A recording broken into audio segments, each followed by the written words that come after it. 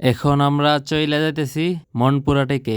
মনপুরাটেকটা হচ্ছে নরসিংদী রায়পুরা মাইজেরচর গ্রামে। এই ট্যুরটা হচ্ছে হুগলাকান্দি ফ্রেন্ডলি একটা ম্যাচ হয়েছিল শুক্রবারে, আপনারা হয়তো সবাই জানেন।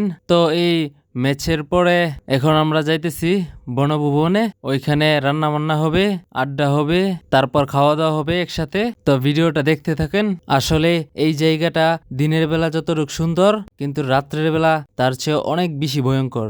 দিনের বেলা অনেকেই আসে এখানে পিকনিক করার জন্য, কিন্তু রাতের বেলা ভয়ঙ্কর একটা জায়গা এটা, তার জন্য কেউ আসে না। প্রিন্স লিও এখন মুরগি কাটছে, পোল্ট্রি মুরগি না, পোল্ট্রি মুরগি কাটছে প্রিন্স লিও।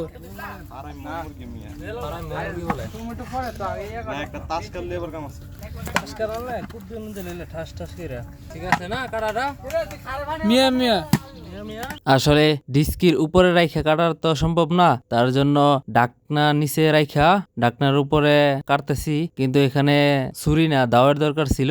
আর বিডি মাছের কাম বেড়া মাছে করতে গেলে একটু 19-20 হইব, এটাই স্বাভাবিক। তবে যাই হোক, রান্না বান্না বসাই দিছি।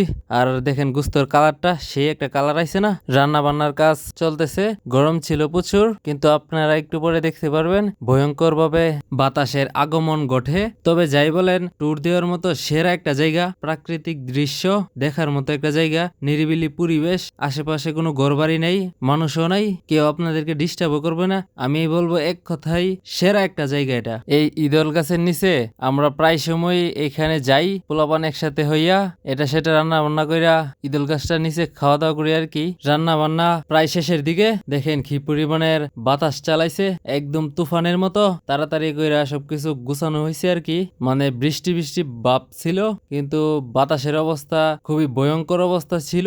আপনারা দেখতে পারতেছেন এত বড় ঈদল গাছটা মনে হইতেছে যে ভাঙ্গা ফালাই দিব, সেই পরিমাণের বাতাস ছিল। আর এই বিখ্যাত ঈদল গাছটা কিন্তু বহু বছর পুরনো। কত বছর পুরনো হইব ওইটা আমার অনুমানের বাইরে, আমি জানি না। আপনারা যদি কেউ জানেন এই ঈদল গাছটার কত বছর হতে পারে, অবশ্যই কমেন্ট বক্সে জানাই যাবেন। আমরা মোটামুটি সবাই ভাবছিলাম যে বৃষ্টি আসবো, খাবার দাবার খাইতে গিয়ে প্রবলেম হবে।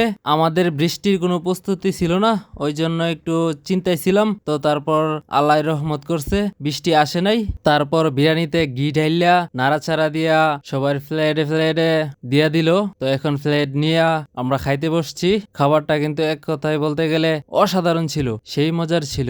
ভিডিওটা সবাই শেয়ার করে দিবেন। আর এই ধরনের ট্যুর কার কার পছন্দ, কে কে গেছেন, অবশ্যই কমেন্ট বক্সে বইলা যাবেন।